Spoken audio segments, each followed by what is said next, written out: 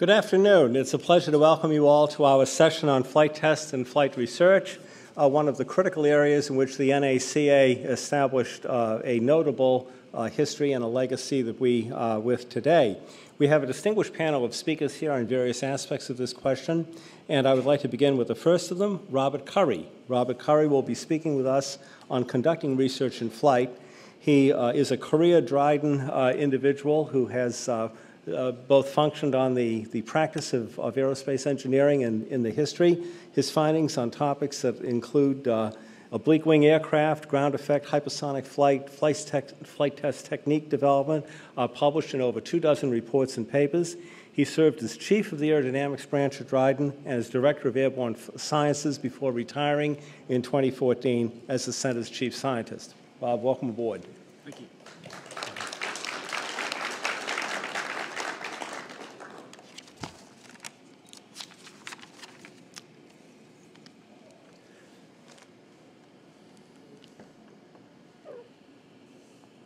So testing has always been an essential part of aviation, and it demands a lot of respect and a great deal of discipline, whether or not you're engaging in flight tests to validate proper maintenance or to certify a new design or to demonstrate advanced technologies. And most people, when they think of NASA and flight tests, will associate with the idea of advanced test technology demonstration. And of course, this is an important aspect of aviation, and NASA, NACA, and other research and development organizations perform that sort of flight demonstration. But today I'd like to focus on another aspect of flight tests that's a little more uniquely associated with NACA and NASA, and that is the idea of conducting scientific experiments in flight in order to advance the basic understanding of aeronautics.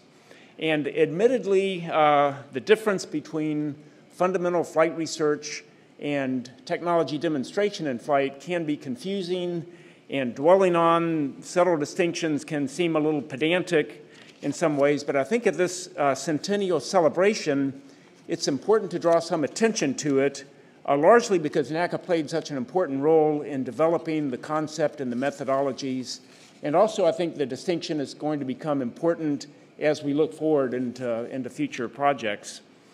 So again, the purpose behind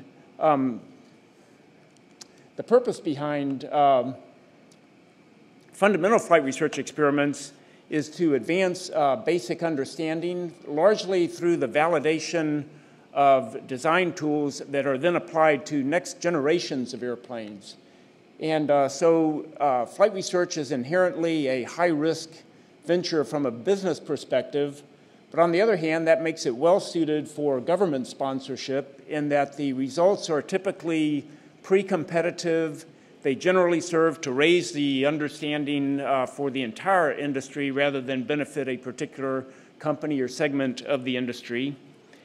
And flight research is also characterized by the need for scientific rigor in the performance, whereas technology demonstrations can largely focus on measuring the actual characteristics of a vehicle in flight, the integrated characteristics of a vehicle in flight.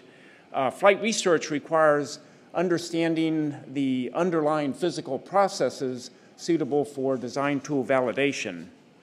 And so between this importance of a scientific orientation and the management of high risk, NACA is particularly well suited for its development. I'd like to give a few aspects of the X-1 project by way of example. It's a landmark airplane that we're all familiar with, and although many people will always think of the X-1 as a kind of technology demonstrator meant to prove that supersonic flight was possible, I think most of us here recognize that the X-1 really came out of a already established research effort that included theoretical analysis, ground experimentation, and even observations from high-speed flight. But research into the phenomena was slowed down by the recognized fact that wind tunnels of the day did not accurately simulate transonic conditions. And so the motivation behind the X-1 was not so much to prove supersonic capability, but to provide a laboratory for for conducting controlled and methodical experiments, much like you might have preferred to do in a wind tunnel had it been available. So there are many interesting backstories behind almost all of the design decisions that went into the X-1, but these have been detailed in several very excellent histories, and so I won't review the ins and outs of the process, but I'd like to emphasize that the final decisions were always based on optimizing the research capability of the airplane. All of the participating organizations came to accept that the X-1 would be a pure research vehicle and not a prototype or a pathfinder toward a operational airplane. The X-1 ended up with a rocket engine to assure that it had access to the entire flight regime of interest and in level flight, and it was air-launched in order to accelerate the program and maximize the amount of time it had on in the test conditions. Both these decisions clearly depart from fleet-like aircraft operations.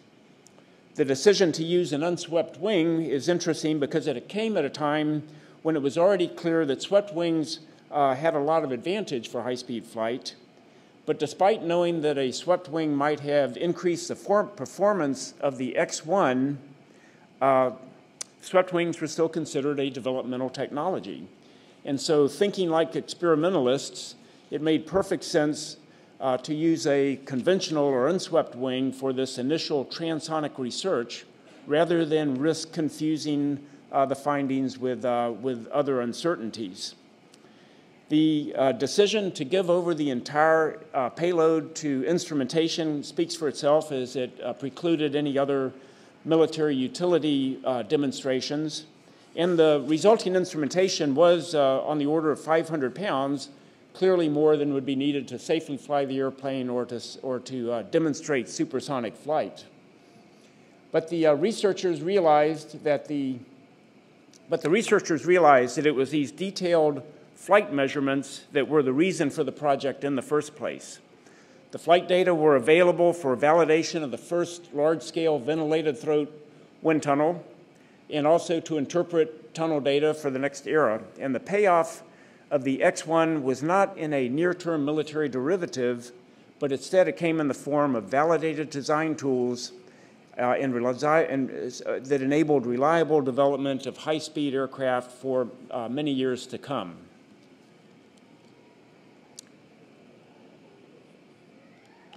In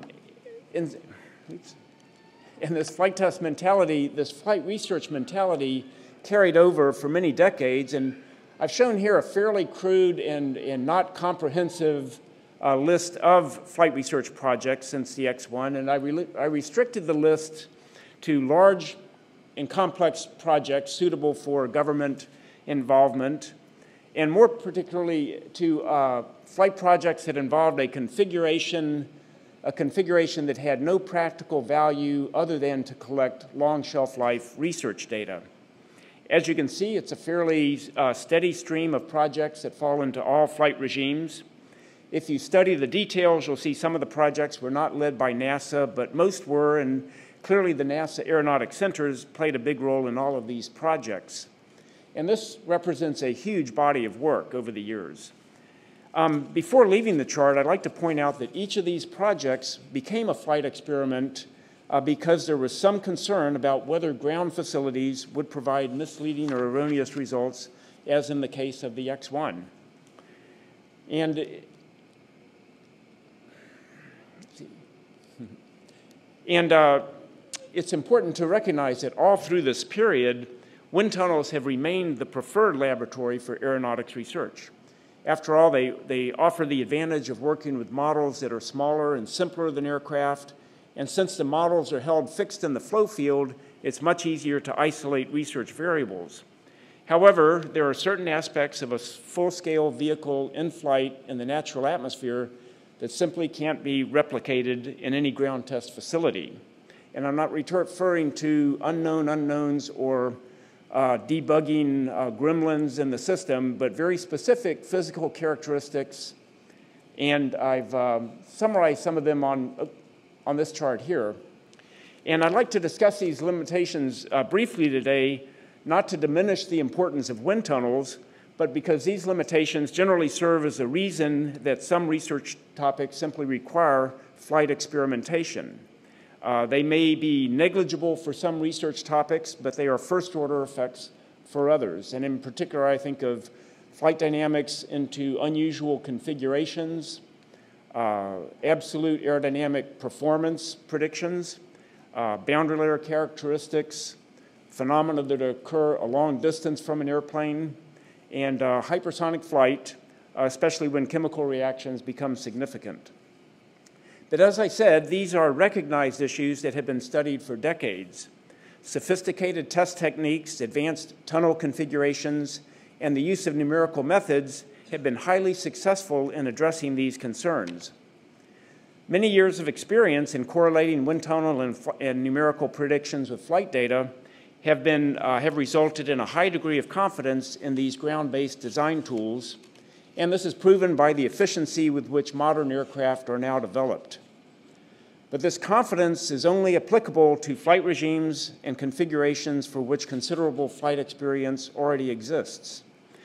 And so, as we consider future needs for flight research, we should expect that the emphasis will go toward unconventional configurations and unexplored flight regimes. And this, of course, still aligns perfectly with NASA's mission, not so much to develop incremental improvements to the state of the art, but in order to enable revolutionary advancements. And so I'd like to mention two research fields that hold great promise, but which may be paced by access to reliable experimental data. And the first is revolutionary advancements in space transportation. Starting in the mid-'80s, development of reusable single-stage-to-orbit technologies and scramjet propulsion was a national priority. But the focus of that attention was centered on singular, all-encompassing flight demonstration projects, in particular the X-30 National Aerospace plane and the X-33. And this is where I believe it is still important to distinguish between the role of advanced technology flight demonstrators and fundamental flight research. Both the X-30 and the X-33 would have been giant leaps forward. By integrating multiple new and emerging technologies, they were expected to demonstrate full-envelope payload-carrying capability in a form that would have had immediate and profitable applications. But neither of these projects succeeded to flight. Instead, there has been a gradual return to hypersonic fundamental flight research in the form of a boundary layer transition experiment on the wing of a Pegasus, and then the X-43 and X-51 experiments, scramjet experiments. Like the X-1, these experiments were air-launched, boosted by a rocket for expedience, and they collected data in a restricted test envelope for a very short duration. But they have provided the first scramjet flight data suitable for design, not for validation of a practical hypersonic vehicle, but for the design tools that will be needed to develop such a vehicle in the future. And there are, of course, many important design problems still to be addressed before we have airplane-like space transportation.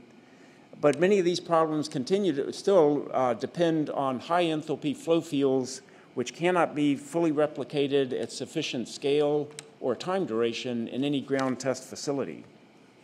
Now, turning from the hypersonic problem, flight research may also be an important step toward performance breakthroughs in subsonic air transportation.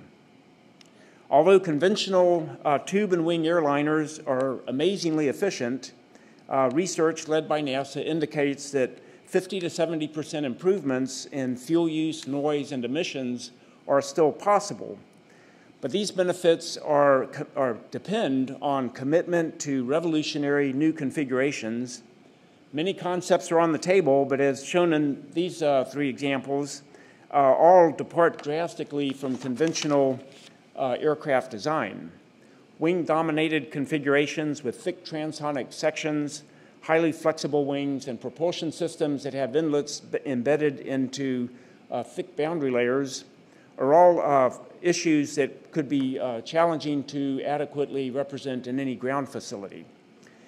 Of course, before any of these concepts would enter airline service, an optimized full-envelope flight demonstrator will be needed, but as in the case of hypersonics, it may be premature to build such a complex prototype until more fundamental flight research experiments have validated the underlying mechanics and design tools. And so the need for flight research will persist into the future. Although such projects will come at a higher cost than similar wind tunnel tests, I'd like to wrap up on a more positive note and point out that well-designed flight experiments can be much more affordable than the comprehensive, all-encompassing technology demonstrators that are typically envisioned.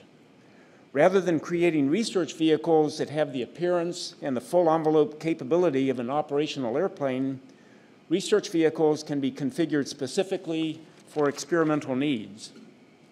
And over the years, NACA and then NASA have exploited this fact to conduct lower cost experiments largely by incorporating them onto existing operational aircraft.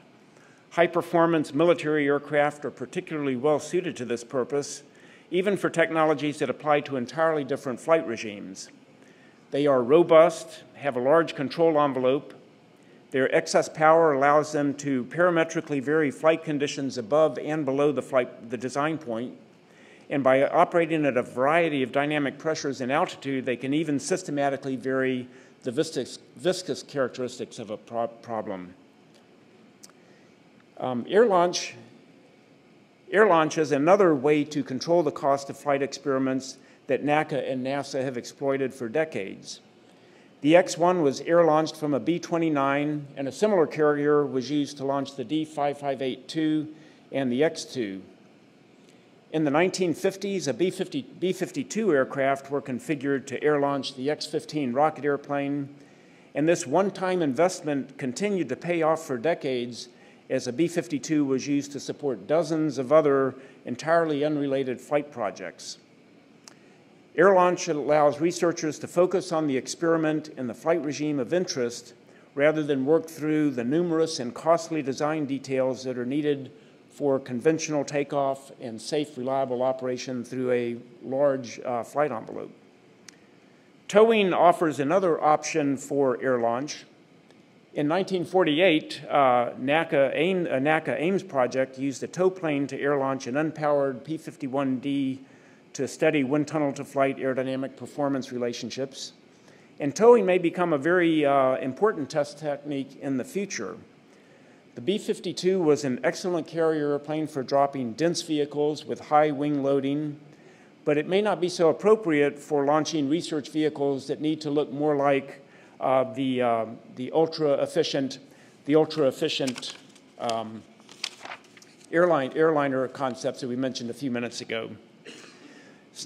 Studies into the use of towing and other more affordable flight test techniques are in progress now. Existing jet transport aircraft have sufficient thrust to tow very large research configurations to transonic speeds and high Reynolds numbers, and recent towing tests with the C-141 and F-106 have demonstrated that the operational aspects are also quite manageable. Development of a very large multi-purpose glider which can air launch larger rocket-boosted payloads is also under study. And so in conclusion, flight offers a unique environment for conducting fundamental aeronautics research. For certain problems, there is absolutely no substitute for it, and enabling this capability with scientific rigor and innovative test methodologies has been an important contribution of NACA and NASA that will be needed as we pursue revolutionary advancements into the future.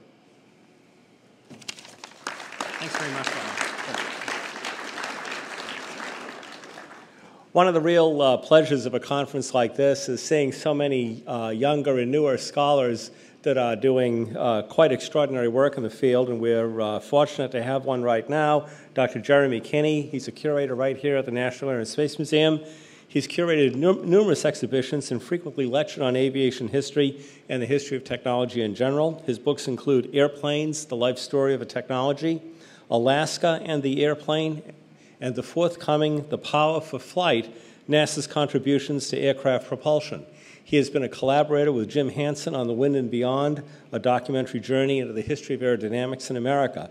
He will be speaking to us on the NACA, the airplane propeller, and World War II. Over to you. Thank you very much.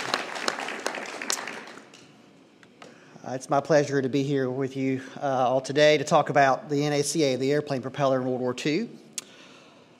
During World War II, America's arsenal of democracy produced almost 300,000 bombers, fighters, and trainers, and other types of aircraft to fight a global war in the air. The overwhelming majority of those aircraft relied upon propellers to convert the power of piston engines into thrust needed for flight. Overall, American industry produced approximately 700,000 propellers for those weapons of war. As part of that production program, the government civilian organization responsible for aeronautical research, the National Advisory Committee for Aeronautics, the NACA, offered both fundamental and applied solutions to the increased aerodynamic efficiency of propellers. And this will cover both the traditional model as well as the private-public model of World War II for the NACA. The Allies on the Axis fought World War II with the modern airplanes that emerged on the aeronautical design revolution of the 1920s and 30s. In the name of higher, faster, and farther, an international community of specialists reinvented the wood strut and wire braced biplane of World War I into the all-metal streamlined monoplane, probably most recognized in the form of the highly successful Douglas DC series of airliners. The DC-3 of December 1935 carried 21 people and became the most popular and reliable propeller-driven airliner in aviation history. The NACA's influence on the modern airliner can be seen in its advanced wing airfoils and engine cowlings.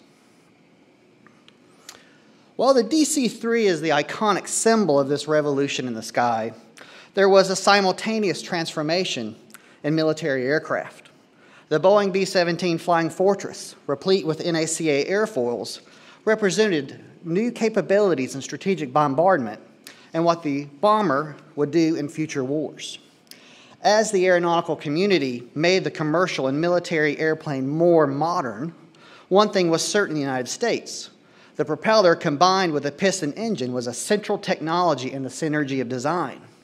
So the question today is, what was the extent of the NACA's role in propeller development? I would like to begin with what the NACA faced in 1915 regarding the state of propeller development.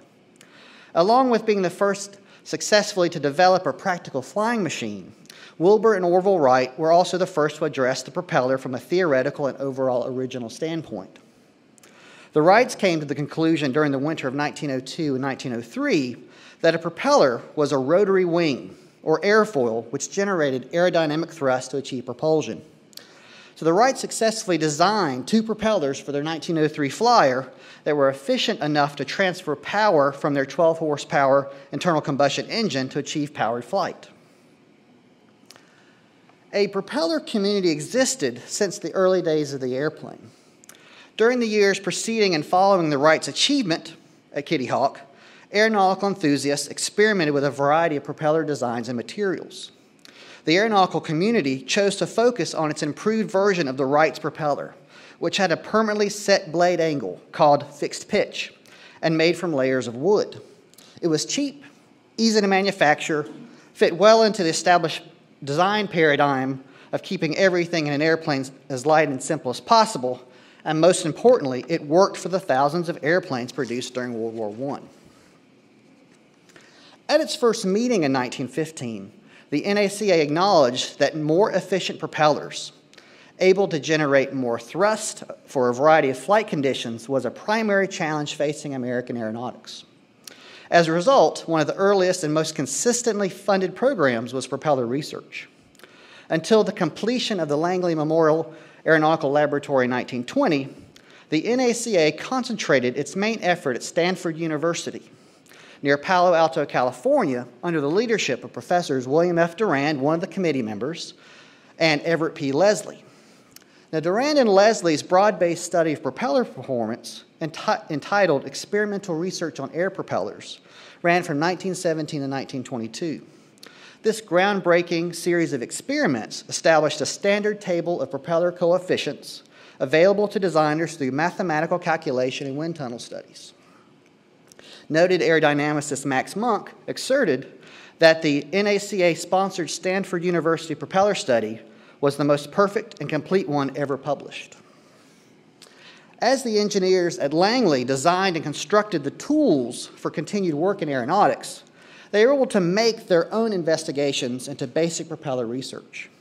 Early tests of propeller blade profiles in the variable density tunnel, however, proved unsatisfactory. A 1925 NACA report asserted that researchers could never rely absolutely upon model data until they verify that data through full flight tests. The inadequacies of theoretical and model propeller testing convinced the committee that the hybridization of full flight testing with wind tunnel testing was necessary.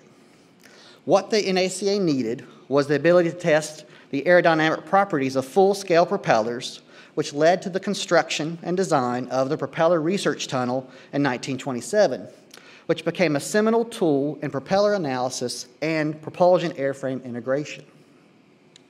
Now, as the NACA and its researchers were finalizing the methodology of the aerodynamic design and evaluation of propeller blades, specialists working for other government research organizations, primarily the Army, and industry reinvented the wood fixed-pitch propeller into its modern form.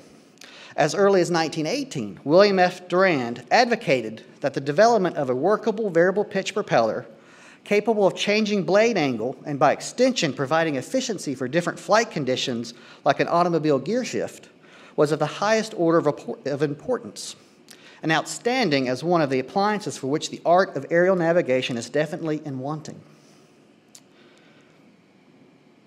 The true innovations in propellers in the late 20s and early 1930s were in the materials used for the blades, aluminum alloys, and the mechanism for changing blade pitch.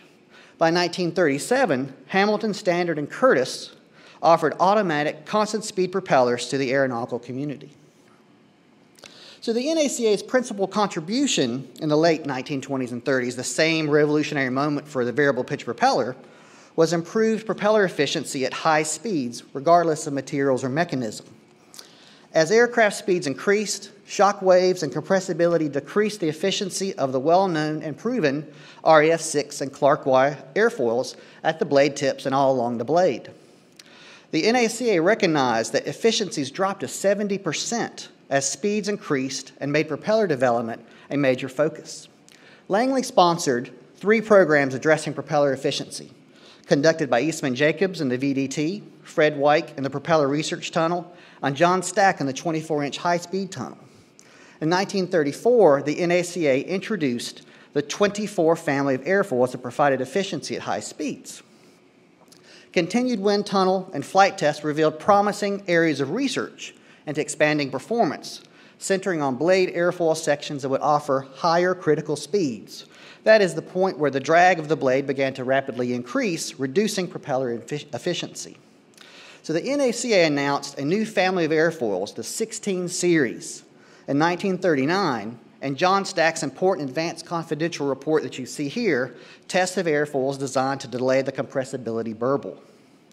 These thin airfoils facilitated faster and more efficient blades, and the distribution of the report to the Army, Navy, and manufacturers ensured the 16 series became the new choice for high-speed propellers on aircraft designed for speeds approaching 500 miles per hour.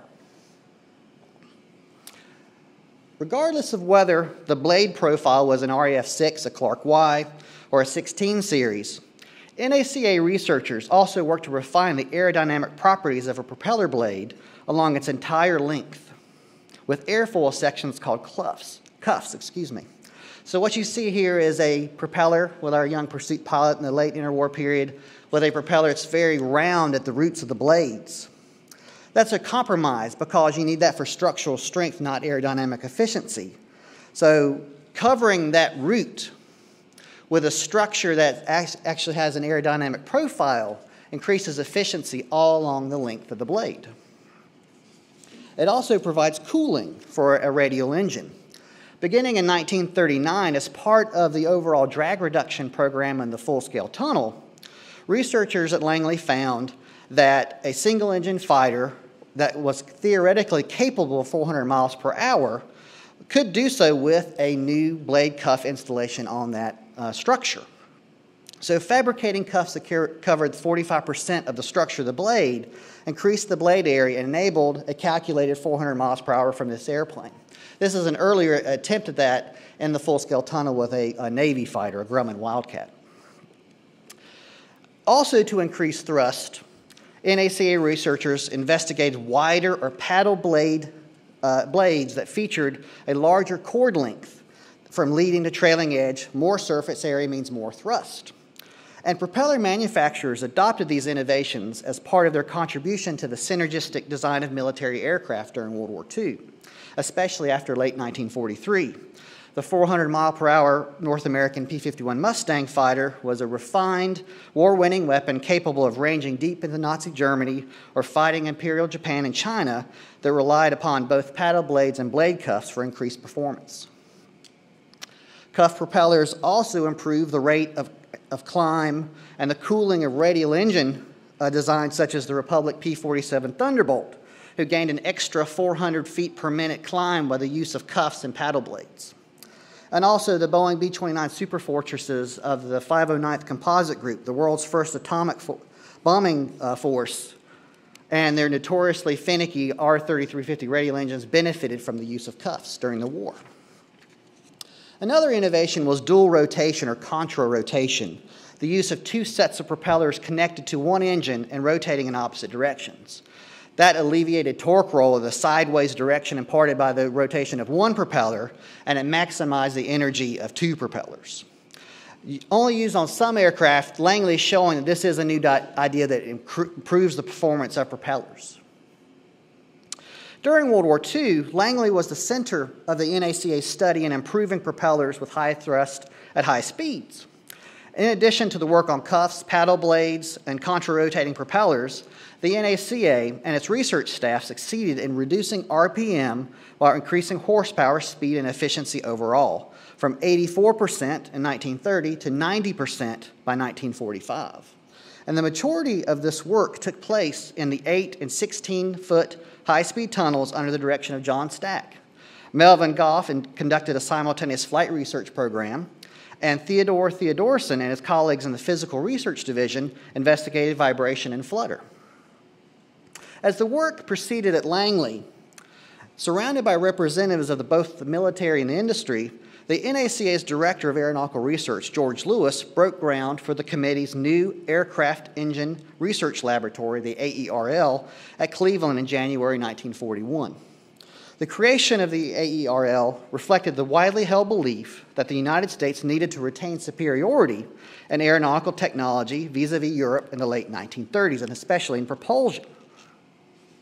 After American entry into the war, the AERL, with the use of the new altitude wind tunnel, which was the centerpiece of this new facility, they worked hand in hand with government, industry, and military, testing and improving existing technology as well as new designs.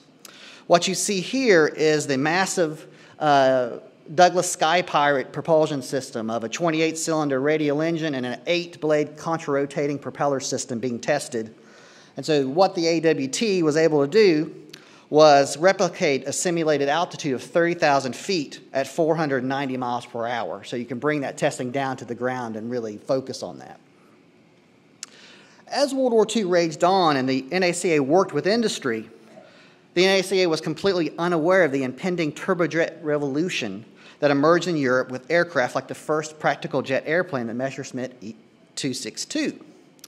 The NACA and the American aeronautical community concentrated on present and immediate needs that reflected the dominance of the propeller and the piston engine as the primary propulsion system. When faced with fighting a global aerial war, the American military embraced the standard and wedded it to large-scale production programs to avoid the strategic mistake of putting too much emphasis on new technologies that would only be practical in the long term and after costly research and development, not immediately on the aerial battlefields around the world. But with the war over, the aeronautical community was at a crossroads during the early days of the Cold War. Would it continue with propeller-driven piston engine aircraft or go with the new technology? And there were multiple alternatives, including the turboprop, a combination of a gas turbine engine with a propeller. Nevertheless, the apparent primacy of the turbojet led one popular aviation writer to ask in early 1948, has the propeller a future? Back to fundamental research, the NACA and the propeller community conducted numerous wind tunnel and flight research experiments to see if they could provide the answer. Such promising programs appeared to be futile in the early days of the jet age. At a 1949 NACA conference on transonic aircraft design, a Hamilton standard engineer, having just reported on the results of wind tunnel tests on a supersonic propeller for a U.S. Air Force contract, remarked that compared to a jet engine, even if the propeller is good, it is not wanted. One focus that was pursued was developing supersonic propellers capable of taking long-range transport aircraft into the transonic regime from Mach 0.8 to Mach 1.2 during the second aeronautical revolution that's happening now in Europe and North America. At the Langley Laboratory, NACA engineers created a propeller research airplane by installing an Aero Products propeller and a turboprop engine in the nose of a McDonnell XF-88B test bed. The flight program ran from 1953 through 1956 and revealed a propeller design that was 79% efficient at a speed of Mach 0.95. The aeronautical community, though, faced many development problems with supersonic propellers in the 1950s, which seemed unnecessary if jet technology provided equal or better performance. A major challenge was reducing the noise of the shock waves at the blade tips. The four-blade supersonic Aero Products propeller on the Air Force's experimental XF-84H generated such mediocre performance and high-intensity noise and resonant effects that it rendered bystanders sick. But the NACA, testing that propeller in the 16-foot tunnel, was trying to work towards improving it. But by 1957, seeing that there are more avenues of pushing higher, faster, and farther with the turbojet and the new aircraft of the second design revolution, the NACA disbanded the long-standing subcommittee on propellers for aircraft in 1957. And propellers as a major research area disappeared in the early days of NASA. Now, the modern airplane and its propeller reached its apex as the jet age ushered in a new age for aviation. Commercial and military operators replaced the propeller and piston engine with a turbojet engine as the main form of high-performance and long-distance aircraft propulsion in the 1950s. In an ironic twist of history, they reshaped the cultural perception of the airplane propeller to be a crude relic of a past age of aviation that was neither exceptional nor novel, and perhaps, above all else, justifiably forgotten in the progress-driven history and memory of flight.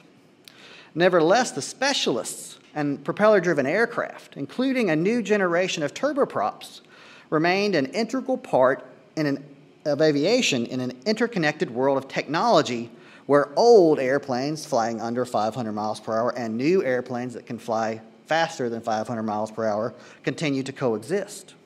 So the propellers found on Lockheed's ill-fated Lockheed Electra that you see here, as well as the much more successful P-3 Orion variant and the Hercules transport, benefited from NACA airfoils and blade designs. So 16 series blade profiles and square tip blades.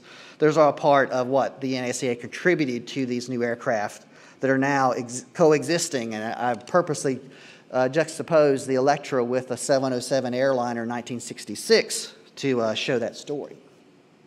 And it's not until the 1970s and 80s that NASA resurrects propeller research in the name of the fuel crisis, which was another story through the Advanced Turboprop program. So in conclusion, World War II proved to be a pivotal moment for the NACA in regard to propellers.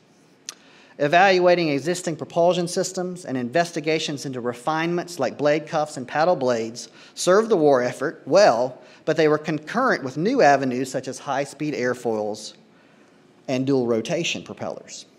Both the fundamental and applied thrusts of the NACA helped advance the state of the art for American combat aircraft and the military and commercial aircraft that followed. So the NACA's researchers took a reinvented technology already capable of making the airplane a global weapon and a vehicle for transport and made it even better. Thank you. Thanks very much. Now we go to a veteran well known to us all. He's already been mentioned many times at this symposium, and justly so, and that's Jim Hansen. It's a very great pleasure to welcome him to the podium. He's a professor of history at Auburn University. He's been associated with the NASA history program for the past 34 years, beginning with his first book, Engineer in Charge, A History of the Langley Aeronautical Laboratory, I think probably the finest center history the NASA program ever produced. He is the author of 11 books, including First Man, The Life of Neil Armstrong, a 2005 New York Times bestseller. He's been co-author of 3 NACA NASA autobiographies, From the Ground Up with Fred Weick, Truth, Lives, and Rings with Alan MacDonald, and Forever Young with astronaut John Young. He will speak to us fittingly on that last topic, The Real Right Stuff, a historical examination of the culture and accomplishments of the NACA research pilot 1917 to 1958. Thank you, Dick. Thank you.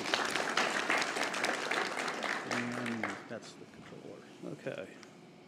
Thank you. In the public eye, test pilots have usually been perceived as dashing, glamorous, and utterly fearless young knights of the air.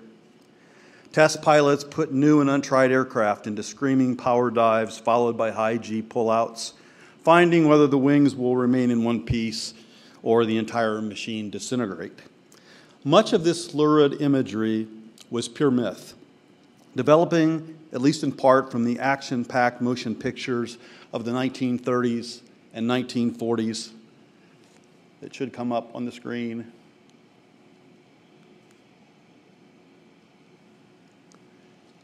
Look like a major glitch. Here we go. Films such as the 1938 Academy Award nominee Test Pilot, starring 2 of Hollywood's most manly stars, Clark Gable and Spencer Tracy. Action as a pair of reckless sky devils carve a glorious destiny out of white clouds and blue skies. The valiant drama of men who don't live long and the women they love. In a mighty conflict with the fury of the skies, MGM proudly presents the powerful drama of the captains courageous of the air. Scenes of Gable flying sensationally through thunderstorms, lightning, ice, high winds, and everything else Hollywood can throw at a pilot came to a climax at the National Air Races, where 90,000 thrilled spectators watched Gable's racer catch fire as he cut tight around a pylon. His newlywed wife, played by Myrna Loy, cries out to Tracy, "He's on fire." "Oh, that's nothing," replies Tracy. "It's nice to have a little fire. You don't know how cold it gets up there. Besides, the guy is made of asbestos." "How can you talk like that?" the wife challenges. "How dare you?" Tracy shouts back. "Why, you little fool, who are you talking to? What do you think this game is anyway? It's death every time you move. It ain't safe to even sit in one of them. It ain't safe even to look at one of them." Well, the hero survives, even wins the race, and later, after a few drinks, opens up about the dangers of test flying to friends. "The sky looks sweet and wears a pretty blue dress, doesn't she?" "Yeah, but don't kid yourself. She lives up there, she invites you up there, and when she gets you up there, she knocks you down flat on your ass." How realistic was this popular image of the test pilot? Not very. Granted, during the golden age of aviation, a certain breed of test pilot, fitting a less spectacular version of the popular image, did exist. Indeed, the test pilot that Gable portrayed in the movie was based on the life of Jimmy Collins, who fit the image relatively well, especially as Collins, with the help of his editor at Doubleday, floridly recalled the adventures of his flying in the 1935 autobiography entitled also Test Pilot. But in truth, there were not many test pilots like Collins, not who fit the image of the swashbuckling aviator. Unfortunately, the fact that Collins was killed in March 1935 while dive testing the new Grumman F-3F Navy fighter did nothing but feed the fire of the sensationalized image and led to an even more excited view of the test pilot with the 1938 debut of the Clark Gable film. The daredevil test pilot survived World War II and then some.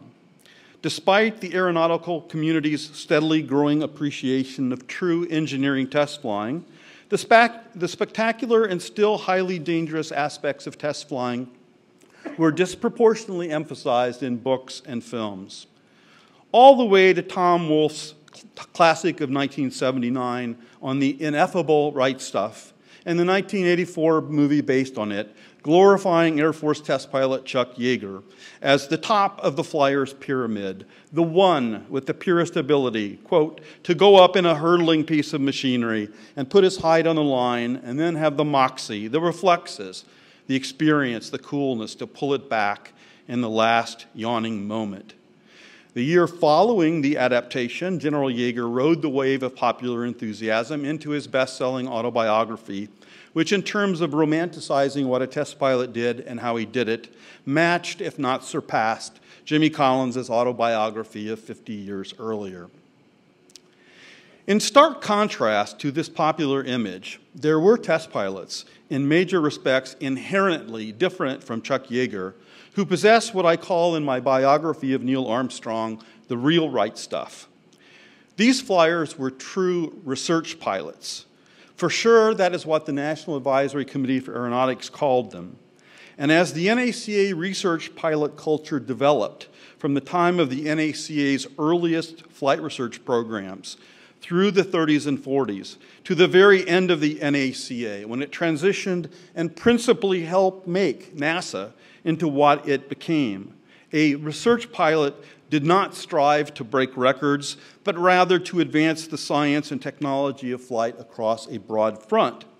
The MO of a research pilot was not to go up in a hurtling piece of machinery and put his hide on the line, but rather approach the progress of flight as a man of science, trained to serve accurately, criticize fairly, think logically, and be prepared by his advanced education and training to exercise a care and a patience in his flying, thereby achieving the most significant experimental results possible from every second of every flight. That's how the real right stuff worked. That's how Neil Armstrong, who flew projects for the NACA from March 1955, fresh out of the School of Engineering at Purdue, right up to the time he reported to Houston as part of the second group of astronauts in September 1962. In those 6 years, Armstrong flew 50 different types of aircraft, a total of 2,450 research flying hours, 900 of them in jets. While at the NASA center that now bears his name, Neil actively engaged in both piloting and engineering aspects of the X-15 program almost from its inception.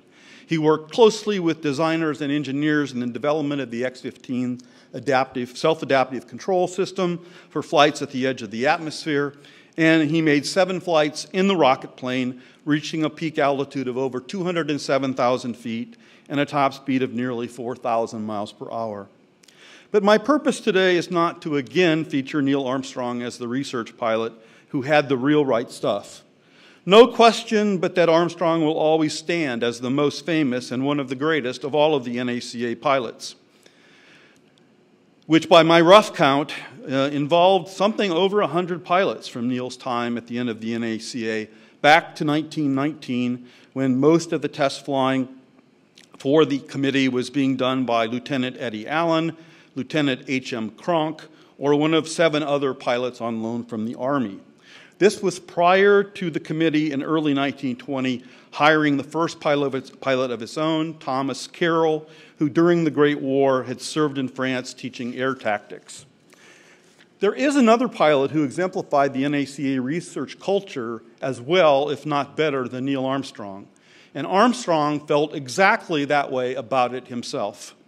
When I first met Neil back in 2001 and sat down with him at his home to talk about my writing his life story, at some point in that conversation, I asked him if he had ever had anything to do with veteran Langley test pilot Jack Reeder, someone who I had gotten to know well while writing Engineer in Charge. Instantly, Neil perked up and turned to his wife and said, "Carol, Jack Reeder was the best test pilot I ever knew." And it's interesting that Bill Berry chose this picture for the cover of the NASA History Off NACA bibliography because that's Jack Reeder right in the middle of that scene. But Neil said to his wife, "Jack Reeder was the best test pilot I ever knew." Then turning back to me, Neil added, "And Chuck Yeager was the worst." Absolutely true story. So let me take the rest of my brief time up here to tell you about Jack Reeder, truly one of the most outstanding research pilots in NACA and NASA history. I think it's what Neil would want me to do. In the spring of 1938, at the very time the Clark Gable film was filling up movie houses, 22-year-old John P. Reeder came to work at NACA Langley right out of an aeronautical engineering program at the University of Michigan, one of 8 institutions whose aero program operated with the advantage of an endowment from the Guggenheim Fund for the Promotion of Aeronautics.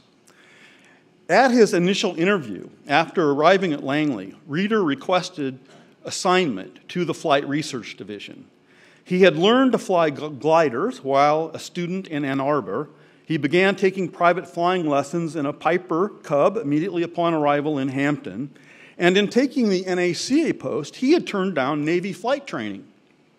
The full-scale tunnel section, however, was in more urgent need of personnel, and Reeder was assigned there, working with a unique facility that became operational in 1931 for tests of full-scale aircraft or very large models.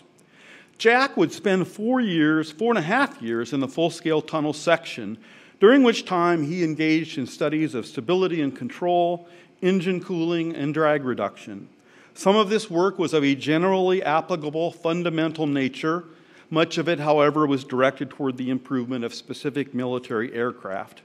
Among the aircraft that Reeder helped to investigate in the full-scale tunnel were Bell and Curtiss fighters, Navy observation and torpedo planes, and Army attack bombers.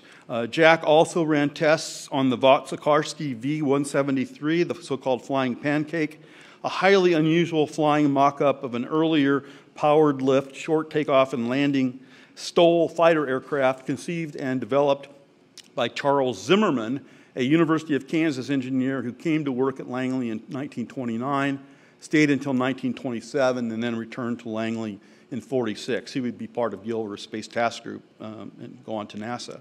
In a lot of pictures showing test setups in the full-scale tunnel from 1939 into 1942, you can see Jack Reeder standing below the aircraft. While part of the FST staff, Reeder was the author or co-author of 9 technical reports, the TRs being the highest echelon of the NACA publication program. This was a highly respectable output for the 4.5 years that Jack spent as a member of that staff.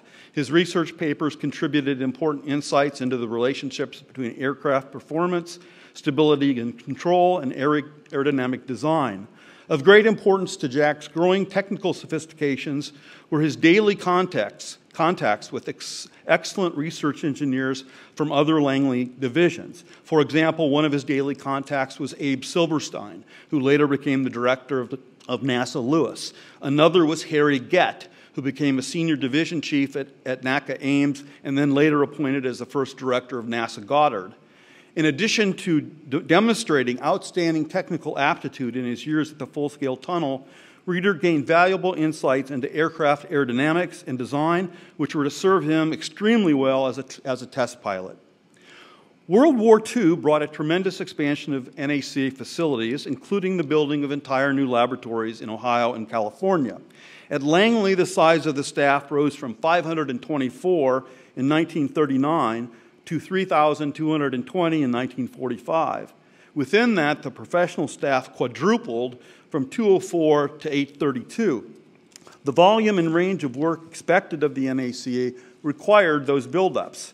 Much of it involved wind tunnel testing, but the demands to flight test military aircraft were urgent, with 119 different aircraft coming to Langley for flight investigation between 1939 and 1945, spending the equivalent of over 1,100 months cumulatively as part of the lab's test resume. Langley needed pilots.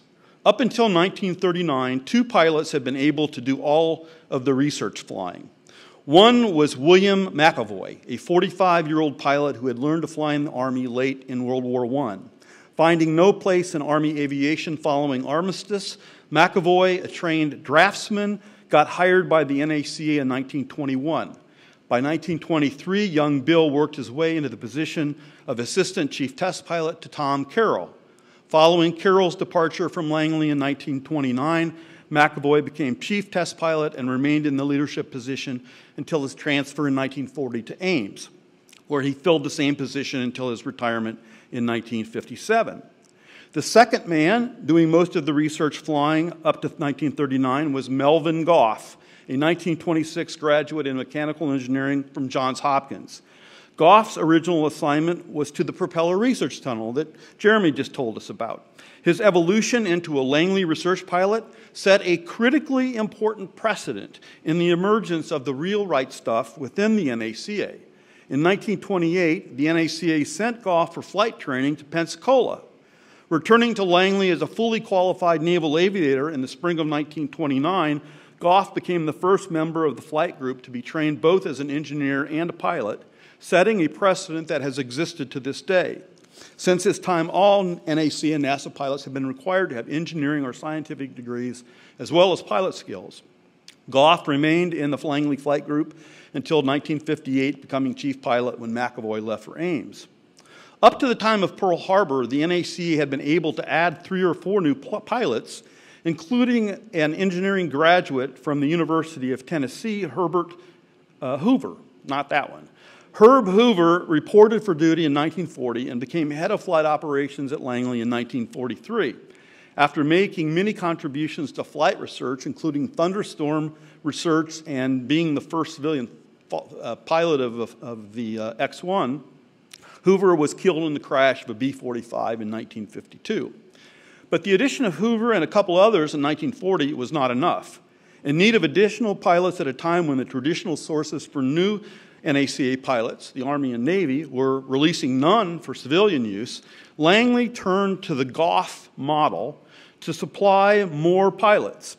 In the late summer of 1942, Goff, along with future Langley Center Director Floyd Thompson, put forward a call for a group of young engineers, preferably with some flying experience, from the Langley staff to be selected for training as pilots in the Flight Research Division. Some of the established test pilots viewed the proposal with skepticism. Herb Hoover especially had grave reservations about the plan. But Goff knew better from personal experience, convinced his superiors, and by the fall of 1942, 35 eager applicants had been interviewed for the pilot training program. Altogether, 5 engineer pilots, as they called them, were trained in the program, and each went on to make major contributions to NACA flight research. 3 of the pilots, including Jack Reeder, were retained at Langley, and 2 went to the other NACA installations. The choice of Reeder was likely the easiest one. Jack had more than proved his mettle in the full-scale tunnel, and he had 10 years of personal experience piloting a 90-horsepower monocoupe, which he had purchased in 1930, which was an airplane with a reputation for being tricky to fly. Here in this slide, if you can take a close look at it, is a list of the aircraft employed in the Langley pilot training program in the order of their use. Note that as the student progressed, he flew aircraft of increasing weight, power, wing loading, and reduced power loading. Note also the progression in configuration types. First, there was a group of increasingly sophisticated general aviation types, after which came an advanced Navy trainer, followed by a succession of single-engine fighters, dive bombers, a torpedo bomber, and 1 twin-engine aircraft, the Lockheed 12. The first fighter that Jack Reeder flew was the Curtiss XP-42, a derivative of the P-36 Air Corps service fighter. Well, the Mel Goff model worked. It did more than that. It produced someone who Neil Armstrong, some years later, 60 years later, called the best test pilot he ever knew.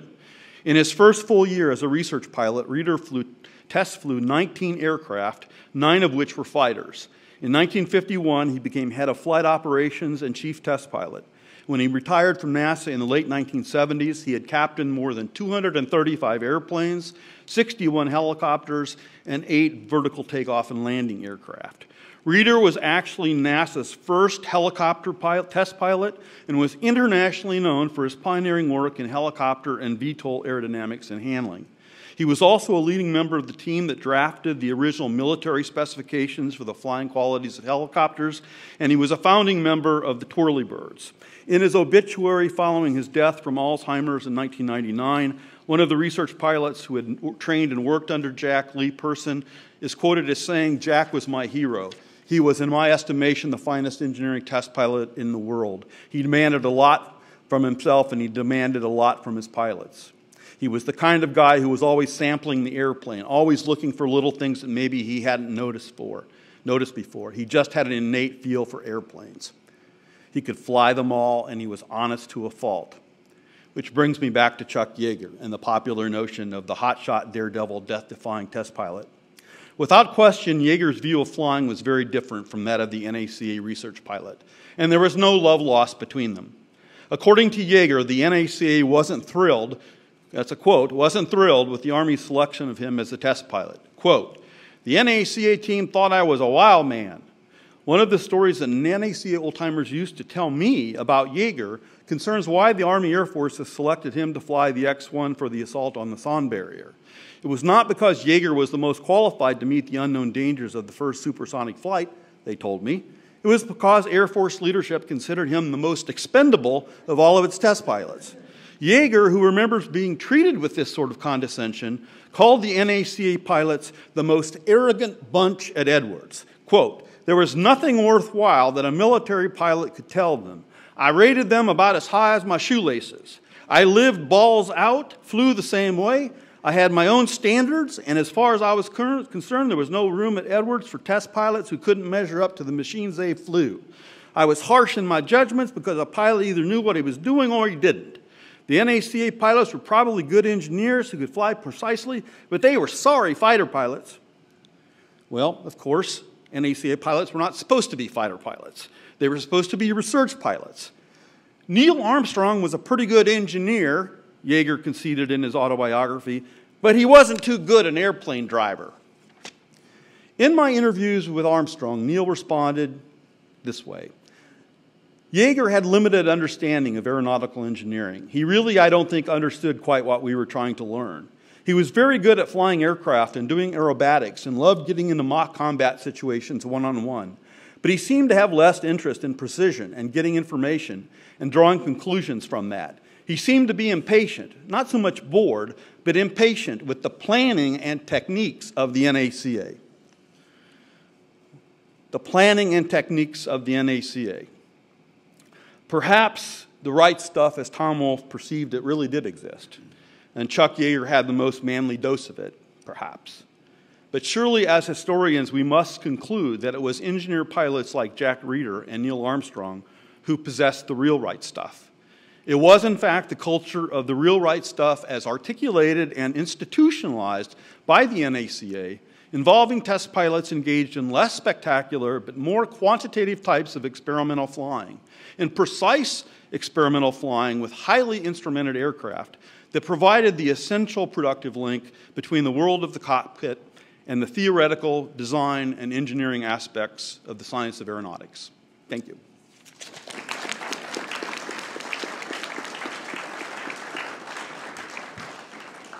Thanks very much for that, Jim, and I think we'll have probably some very interesting questions in the Q&A following up on that.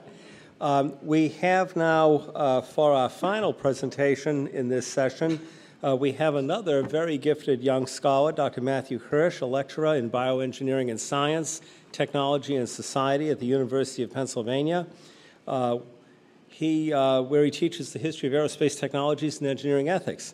He's a former fellow right here at the National Air and Space Museum and at the Huntington USC Institute on California in the West, and is the author of Inventing the American Astronaut. He'll take this discussion to the next level, treating flight test to moonshot, the NACA, the astronauts, and the culture of experiment, 1959-1969.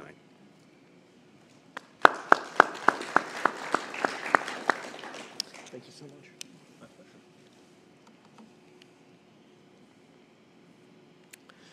Thank you. Today we've heard a great deal about the contributions of the National Advisory Committee for Aeronautics to aviation. I'd like to continue that story by examining the influence of the NACA on spaceflight. In fact, my talk may be the only one you will hear at this symposium that concerns a time period during which the NACA did not actually exist. Though not an independent organization after 1958, the NACA, through its personnel, did make valuable contributions to spaceflight research that paid dividends long after the organization that had employed them had evolved into the National Aeronautics and Space Administration. As many of you know, NACA engineers and managers formed the leading edge of NASA's human spaceflight program of the 1960s and beyond. It was not clear in 1958 who would steward America's first human spaceflight program, but an impassioned appeal by NACA Director Hugh Dryden to Presidential Science Advisor James Killian in 1958 made it clear to the Eisenhower administration that the NACA was the natural home for human spaceflight research, given the organization's experience with experimental flight research and its diverse pool of talent, from engineers to pilots. When the NACA was absorbed into NASA in 1958, the research cultures of NACA field centers were absorbed into it, along with NACA's engineers and scientists. Indeed, one can draw a direct line from the advanced aeronautical work of the NACA to NASA's human spaceflight program, which challenged the same scientists and engineers who explored aviation to tackle new challenges in space. The names of some of these individuals, Max Fager, Caldwell Johnson, can be found on the patents for the space vehicles they would eventually invent.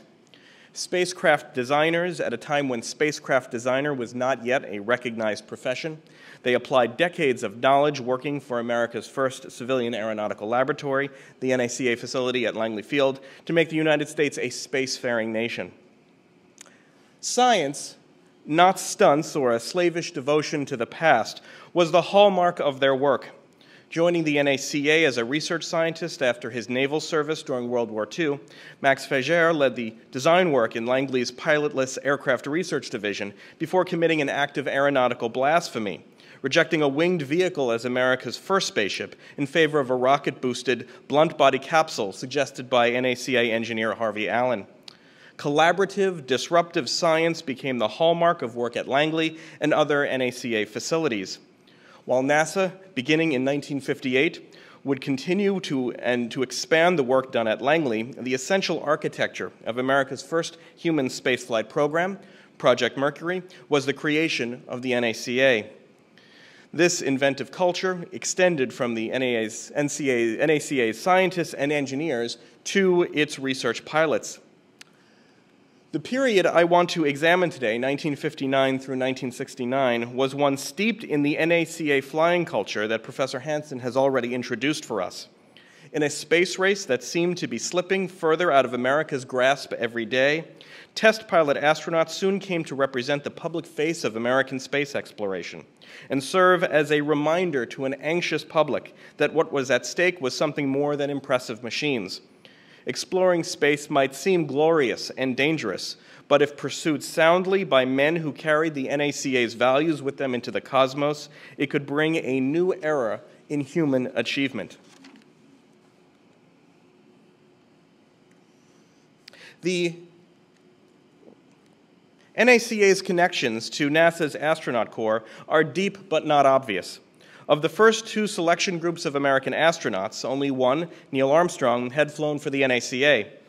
NACA pilots, though, had always been considered among the most likely candidates for America's first human spaceflight program. In 1958, the United States Air Force made an informal preliminary selection of potential crew members for its Man in Space Soonest project, which would attempt to orbit a piloted capsule launched atop a ballistic missile.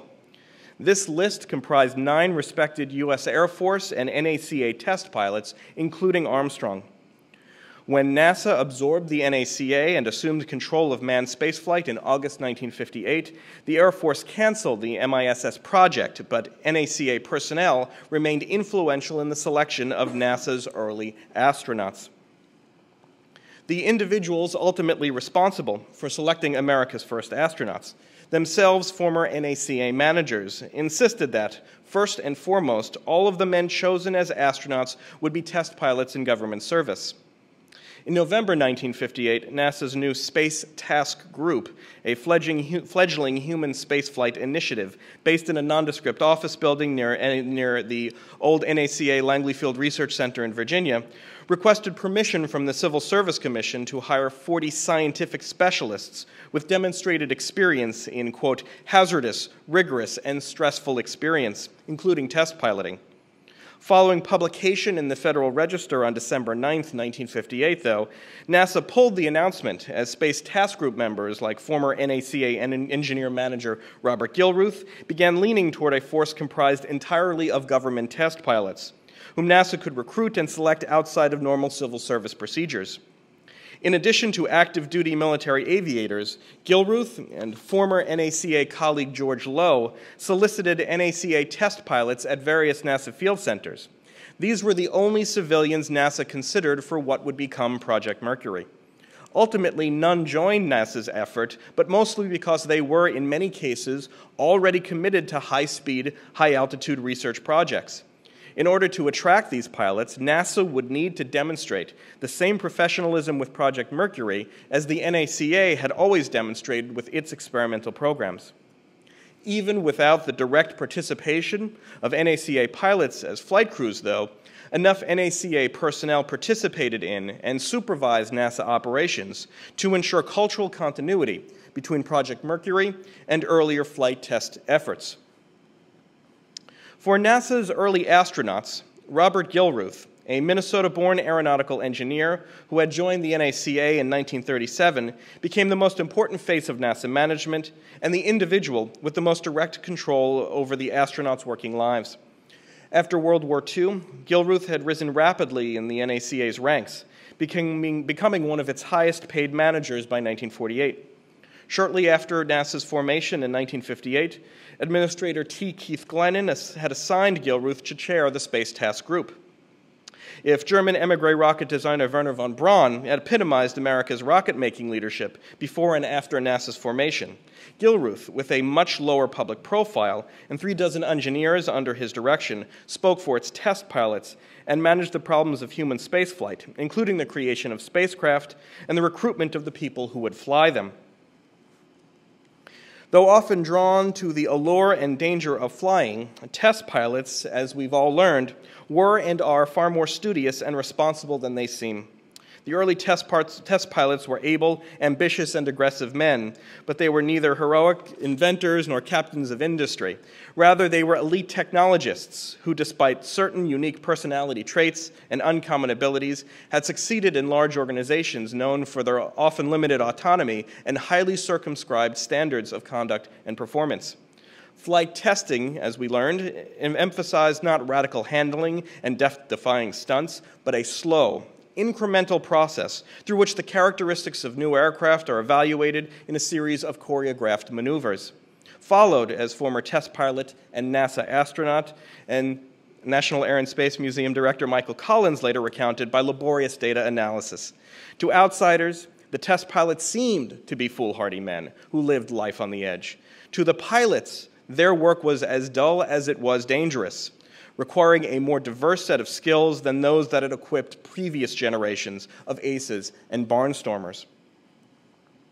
Though later critics likened America's first astronauts to lab rats, NASA sought promising career aviators with substantial time in the cockpit, not the nation's youngest or most docile pilots. As one examiner later noted, astronauts would be responsible for more than merely providing biomedical data, operating experiments, or even flying. NASA hoped its astronaut pilots would demonstrate, quote, evidence of sufficient drive and creativity to ensure positive contributions to the development of the vehicle. And therefore, NASA sought out promising, well-qualified flyers with substantial engineering training. Adopting the model of NACA research pilots, the astronauts took this responsibility seriously, determined to not only contribute to the space program, but to impress the larger test pilot community with their efforts. They were not alone. With the support of the former NACA's Gilruth and Fager, the astronauts insinuated themselves into vehicle design and mission planning. As NASA's Project Mercury astronauts Deke Slayton, Wally Schirra, and Alan Shepard explained to journalists in 1959, they and their fellow test pilots had not been hired by NASA to sign autographs, pose for photographs, or even fly aircraft. Rather, continuing a tradition of experimental flight pioneered by the NACA, the new aerospace agency had hired professional empiricists to design and conduct audacious flight experiments. Experiments that would push the limits of speed, altitude, and human ability. In the astronauts' first-hand account of their work, We-7, Deke Slayton recounted how the men, upon their arrival in NASA, had divided various engineering aspects of Project Mercury among them. Scott Carpenter to navigation, Gordon Cooper to the Redstone, John Glenn to cockpit design, Gus Grissom to flight controls, Wally Schirra to spacesuit development, Alan Shepard to recovery systems, Slayton to the Atlas launch vehicle. Astronauts took to these assignments with alacrity and enthusiasm, exploiting their notoriety to push design changes. Grissom, in particular, was so obsessed with the design of the capsule's autopilot, Slayton recalled, that one NASA manager eventually exclaimed that if the device did not work, it would be Grissom's fault. Robert Gilruth encouraged the astronauts to push for a redesign of equipment they felt unsuitable, and later recalled the men as doing excellent work. Quote, "People used to tell me that I had no control over the astronauts," Gilruth later remarked. "I tell you, those boys were wonderful." As the ones ultimately responsible for flying the vehicles, the astronauts argued that they possessed the best idea of what would and would not work in space. And they enjoyed the support from Gilruth, which made the astronauts vital arbiters in the design process. Quote, "We decided that since we were the test pilots who would be flying the thing, we had the right to stir things up a bit," Slayton recalled. "That is what they had hired us for." Interactions between astronauts and ground engineers were occasionally chilly, but always productive. Quote, "We had a fair amount of prestige around the country," noted Wally Schirra at the time. "And though we did not always succeed in getting what we wanted, we sometimes ganged up, all 7 of us together, and the extra weight helped us to win at least a compromise. Astronauts valued robust design, redundancy, and flexible operation. Engineers favored precision systems, making efficient use of volume and weight limitations. Often, the proposed design changes, like the addition of a window to the Mercury spacecraft, were remedied with actually very little debate. To some NASA engineers, the astronauts' insistence on redesigning capsule hardware to suit their tastes may have been infuriating, but the astronauts' participation in Mercury engineering work never rose to the level of mutiny. Indeed, the astronauts' independence was a professional mindset borrowed from NACA flight test programs and encouraged by Space Task Group managers who were disposed to trust test pilots and wanted to exploit their skills and expertise. Nor did their attention to detail unduly delay the space program. As Air Force and NASA managers debated selection criteria for astronaut candidates in the late 1950s, in the Soviet Union a similar controversy had raged between 2 conceptions of the space traveler, with advocates of a less independent pilot role eventually prevailing. NACA engineers had always been more concerned with promulgating good engineering practice than establishing high-profile records, and laborious, occasionally time-consuming testing of boosters and subsystems was fundamental to the American design process. NASA, as astronaut John Glenn asserted, wished to be, quote, right, not first. In a space race characterized by occasional stunts, NASA's methodical testing of launch and space vehicles placed a premium on safety and regarded astronauts as key members of a flight test program. Writing in 1966, Kenneth Keniston seized upon the technical expertise of astronauts, and not their flying skills or supposed heroism, as their defining trait. Schirra, for example, spoke of the hotshot pilot as not just a scarf and goggles type, but one who could use his engineering confidence to work on systems and make the best airplane ever. Even more respected by NASA than machine-like reliability was the pilot astronaut's imperturbability in the face of mechanical failure. Such resourcefulness validated human piloting and advertised the unique skills present within the burgeoning astronaut corps. Indeed, writing in 1964 on the results of the Mercury flights, Air Force psychiatrists noted that for one astronaut they interviewed, the, quote, failure of automatic instruments intensified the feelings of personal contribution and success to the mission. Time and again, astronauts demonstrated these talents. In 1966, Armstrong recovered from a potentially lethal in-flight mishap on the Gemini 8 flight, summoning up enough strength and coordination to end an uncontrollable spin that threatened to leave him and pilot Dave Scott unconscious. Like the NACA test pilots who preceded them, the test pilots who became America's first astronauts combined traditional piloting skills with the kind of technical and managerial expertise increasingly necessary in test flying and indeed in all of modern society. Quote, in earlier flight, one 1959 Air Force publication concluded, flying entailed a high level of psychomotor ability. For example, in the coordinated manipulation of stick, rudder bar, and throttle. At present, advances in mechanical systems have reduced these functions essentially to those of information processing and decision-making. This change, though, required more from aviators, not less, and NASA's astronauts easily met this challenge. 10 years after the Air Force wrote of the changing skill set of pilots, former NACA test pilot Neil Armstrong would demonstrate a mastery of these diverse skills when he, with lunar module pilot Edwin Buzz Aldrin, landed Eagle on the lunar surface. Thank you very much.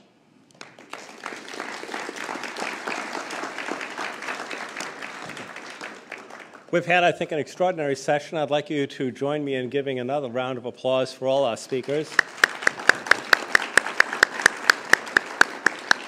We now have the same protocol that we've followed for the rest of the day. If you wish to offer a question, come forth, sign a release form, and then state your identity before posing your question.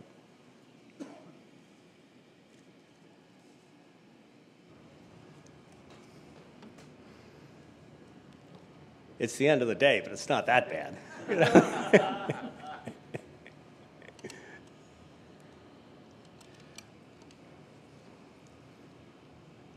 Come on down. Hi, Sean Steyer. I had a question for mainly for Jeremy, but also for everyone else on the panel. Looking at propellers in the 50s, because I remember during Iraq II, reading stories about how these jets were they were going so fast they couldn't do any sort of surveillance on the ground. Turning back to these propeller aircraft. Is there anything along those lines that you've picked up where individuals are saying these propeller aircraft have a real purpose, we need to continue to research them, especially pre-satellite where they're not able to come in and do observations that way? Well, in many ways, what the propeller-driven airplane becomes in the 50s, 60s, and 70s is a reflection of that technology advancement in the 30s and 40s. And so the idea is that that's carrying over the technology, but when the fuel crisis comes in, that's when another potential reinvention of the propeller comes into being. And overall, the industry sees that, well, we can take that technology off the shelf for combat aircraft, especially the 50s and 60s, and we can use that so there's no more work to be done, so they emphasize other things. So industry is actually quite anti-propeller, and the propeller manufacturers have to diversify as a result of that. So there's this gap in the 50s and 60s, but by the time of the fuel crisis with the advanced turboprop program, there's this potential reinvention that takes place that's still kind of hanging fire as we speak as fuel prices go up and down, mostly down now. So it's still there, but it's sort of the idea though for high performance aircraft is that the propeller isn't the ideal technology. Larry Burke, I have another question for Jeremy, a bit of an oddball question maybe. Did any of the propeller research find its way back into improvements in the wind tunnels or are the two too dissimilar to take lessons from one and apply them to the other? Well, I'll defer to an expert on wind tunnel design, but in a wind tunnel, it's a fan, and it's supposed to move air consistently in a uniform manner, but it's not necessarily the same type of technology you would need for high thrust and high performance. So the designs are a little bit different. Our artifact of the day, the full-scale tunnel fan that we have out in the Milestones of Flight Gallery that was just installed, it's a fixed-pitch propeller made out of wood. And so that's not necessarily an advanced technology. The original fan assembly in the full-scale tunnel was made out of aluminum alloy, the advanced technology, but it actually vibrated and flexed too much, so they went back to what's considered old technology with wood. Other questions? I was struck by Jeremy's last comment. It's fine to have a wooden propeller and a metal hub. It doesn't work so well the other way around. There was a university that shall remain nameless that had B-29 blades in a wooden hub in their university wind tunnel, and came rather badly adrift one night. Other questions? Jim? Dick, if we don't have questions from the audience, I have a question I'd like to address to you, and that is, Fine. One thing I didn't want to do in my talk that I maybe should make explicit is do some kind of a tar brush on military test pilots. But the specific remarks that I quoted, and those are verbatim, are Armstrong's comments about Yeager. Yeah. I would guess, I have never studied in any detail the military test pilot culture. I would think that it's very close to the NACA research culture. So in what ways similar, in what ways, if any, different? Funny you should say, because I was about to make a little comment on that. I had the very good fortune. I did a senior thesis on flight testing in 1969 and 1970, and in 1970 I had the chance to have Scott Crossfield review it. He was very much a classic military pilot, Navy background, went through the University of Washington, master's degree in aeronautical engineering, came down, was hired by Walt Williams, flew then at Edwards for a number of years, then transitioned to North American because he was so involved in trying to get the X-15 going. In 1971, I made the acquaintance of Chuck Yeager and, coincidentally, Neil Armstrong in that same year. And both of them, all three of these individuals, I wound up eventually regarding as good friends. We communicated a lot, and I had the highest regard for them. They were very different people in many ways. Armstrong, I thought this was extraordinary. Armstrong had just become a professor at the University of Cincinnati, and I sent him a question, and he invited me out to visit him. He took all day with a newly minted graduate student and gave me a one-on-one tutorial on flight dynamics and high-altitude flight in regions of low dynamic pressure. I thought that was extraordinary. I thought the guy hung the moon. Chuck Yeager was defense attaché in Pakistan at the time that I contacted him. He was in the midst of a very nasty war between India and Pakistan, and yet he took the time to extract material from his logbooks and patiently answer a questionnaire that I sent. I thought that was kind of impressive itself. Later on, then, I worked pretty closely with Yeager at Edwards in the 1980s, and I had gotten to work out of Dryden as part of my Dryden contract when I was here at Smithsonian from the 1970s onwards. There are differences in the culture, but I would say this. We have to remember a critical difference. There are pilots who fly fighters, and there are fighter pilots. The two are not the same. I have flown in fighters with both. F-104, F-105, F-4, F-15, F-16, F-15E. That's my backseat experience with these guys. And I will tell you, your research pilots are excellent, but your fighter pilots are in a very different world. What Yeager considered himself, he always considered himself a fighter pilot, not a test pilot. It was very interesting. And because of this, you have to recognize there's two kinds of right stuff. There's a combat right stuff, where the stakes are your life. And then there's a flight test right stuff, where the stakes are getting the right information. What I think Tom Wolfe missed was confusing the sense of recklessness with the sense of adventure. In both, you have to have the sense of adventure, but not the sense of recklessness. I'm getting the cutoff. I'll be happy to join you at the bar afterwards and we can go in this in detail. We've had a wonderful day. Let's all give ourselves a handshake.